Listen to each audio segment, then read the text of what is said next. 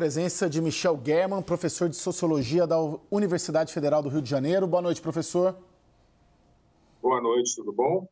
Tudo bem, Lorival Santana, meu amigo, repórter, analista de Inter aqui conosco. Bom, gente, hoje um ataque à embaixada do Irã na Síria agravou a tensão no Oriente Médio. O governo iraniano acusou Israel de bombardear seu escritório em Damasco. Entre as vítimas estavam 2 comandantes do alto escalão da Guarda Revolucionária do Irã. A correspondente de Nova York, Mariana Jangiacomo, tem os detalhes. Esse está sendo considerado um dos ataques mais letais da história entre Israel e o Irã. O embaixador do Irã na Síria prometeu que a resposta do país a Israel será uma resposta dura. O Irã acusa Israel de ter atacado o prédio da embaixada do país na Síria com 6 mísseis de aviões israelenses do tipo F-35. Esse, com certeza, é um dos ataques que mostram a intensificação desse conflito entre Israel e o Irã, especialmente depois do ataque do Hamas em 7 de outubro. O Hamas, que, claro, é um grupo com ligações históricas do Irã. Inclusive, desde esse ataque, a preocupação da comunidade internacional, principalmente dos Estados Unidos, foi de evitar que o Irã se envolvesse ainda mais nesse conflito. Agora, com esse ataque, então, que o Irã atribui a Israel, existe uma promessa de retaliação e do conflito, claro, se escalar ainda mais. De Nova York, Mariana Jangiacomo.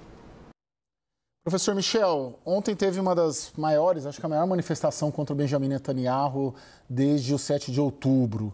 Hoje veio essa ação ali de Israel na embaixada. O senhor vê conexão de um fato com o outro? Olha, é uma demonstração, né, uma manifestação muito importante. Ela aconteceu em Jerusalém, não em Tel Aviv. Ela aposta no centro de poder. Ela aconteceu numa segunda-feira, né, domingo, em Israel. A gente pode considerar uma segunda-feira, um dia útil, e juntou cerca de 100 a 150 mil pessoas. Né? A gente percebe que há uma certa remobilização das manifestações que aconteciam até o dia 7 de outubro, né? As manifestações que eram contrárias à reforma judicial e contra o governo Benjamin Netanyahu.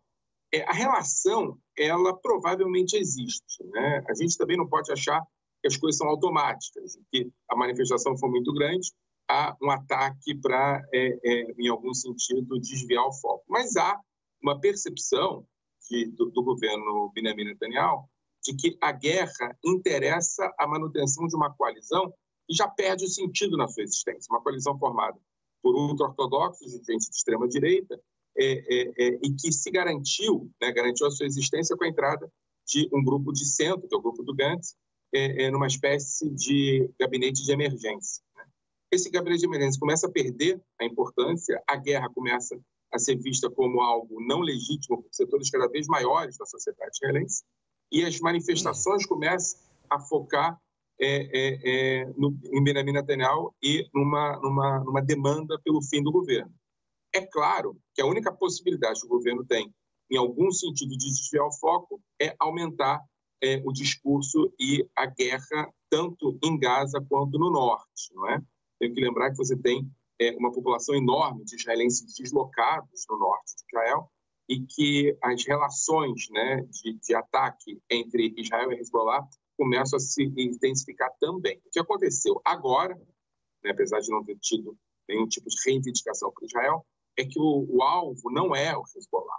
O alvo é o Irã na Síria. Então, assim, apesar de eu não querer fazer uma relação direta entre uma coisa e outra, há interesse, sim, de que a guerra no norte de Israel se intensifique e que as decisões políticas sejam baseadas em questões de segurança e não em questões internas, como é o que parece que a sociedade israelense começa a caminhar.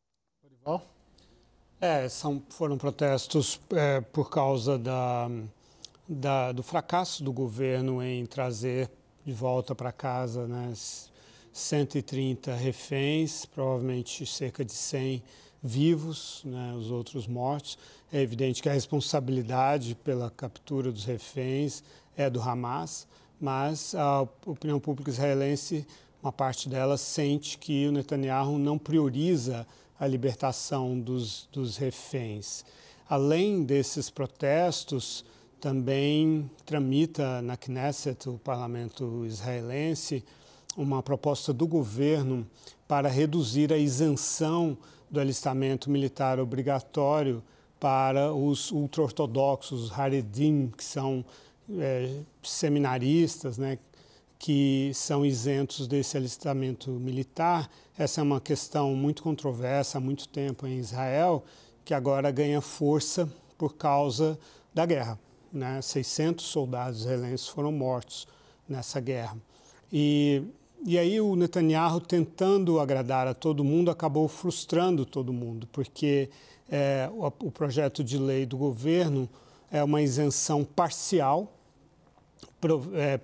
prevê incentivos econômicos para aqueles que se alistarem e multas para os que não se alistarem. E aí todo o movimento em favor do alistamento obrigatório para todos os israelenses protestou muito, incluindo o general Benny Gantz, que acha ultrajante que a isenção, enfim, o alistamento seja parcial e esse esquema criado pelo governo. E essa é uma ameaça muito palpável ao governo do Netanyahu, porque os ultra-ortodoxos são essenciais, são necessários para a manutenção da coalizão, da maioria na Knesset, e os nacionalistas e seculares, que na maior parte estão na oposição, mas também alguns estão no governo, inclusive no Likud, o partido do Netanyahu, também ficaram muito descontentes. Então, você vê que a situação do Netanyahu é muito difícil, sem falar das pressões dos Estados Unidos. O Joe Biden,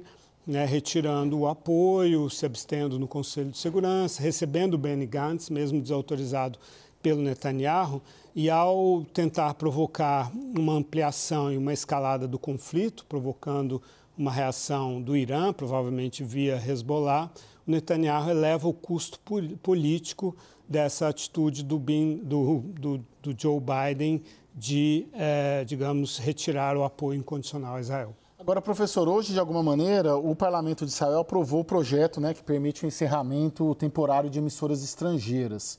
Dá para ter que é apoiado, inclusive, pelo Netanyahu, dá para ter uma leitura de que, a despeito das ruas protestarem contra o Netanyahu, dentro ali da política, que tem havido movimentações políticas, né, entrada e saída de partidos, de lideranças e possíveis sucessores do Netanyahu, tem havido acenos e suporte político do Parlamento de Israel ao Netanyahu?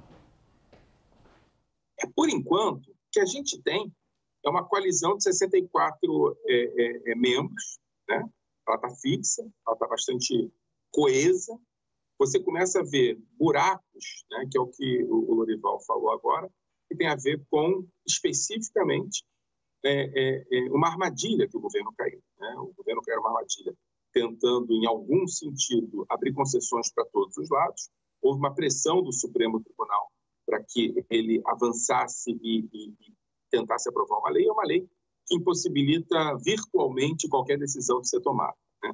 Então, assim, por um lado, essas questões de proibição da Al Jazeera de participar,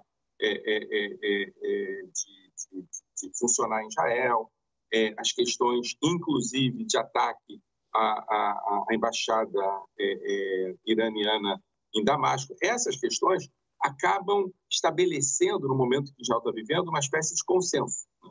Que é uma forma que o governo está tendo de tirar a atenção das questões fundamentais, que são basicamente três.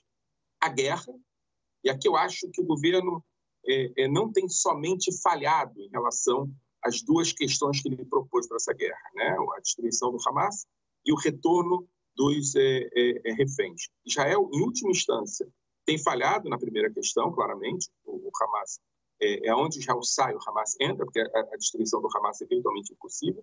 O Hamas, a destruição do Hamas, ou a derrota do Hamas é política, não vai ser militar.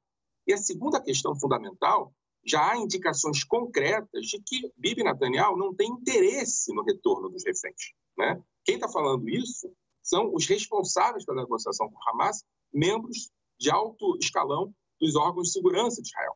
Então, assim, em última instância, isso está levando ao enfraquecimento do governo na sociedade. Mas, em termos políticos concretos da Knesset, do Parlamento de Israel, o que pode levar à queda do governo é essa questão do alistamento dos ultra-ortodoxos e dos Haredim. Porque aqui, Bibi Netanyahu não conseguiu criar um consenso político que possibilitasse que os Haredim ficassem felizes com a decisão e os outros partidos também ficassem. Então, eu acho que, por um lado, o governo está muito enfraquecido em termos de opinião pública, por outro lado, ele consegue crescer a sua relação com o Congresso, colocando leis que são autoritárias, mas que estão dentro do consenso no país em guerra. A terceira questão fundamental é essa que vocês colocaram aí, que é a possibilidade concreta da lei do alistamento fazer com que essa coalizão ela imploda, porque ninguém está feliz com ela. Bom, professor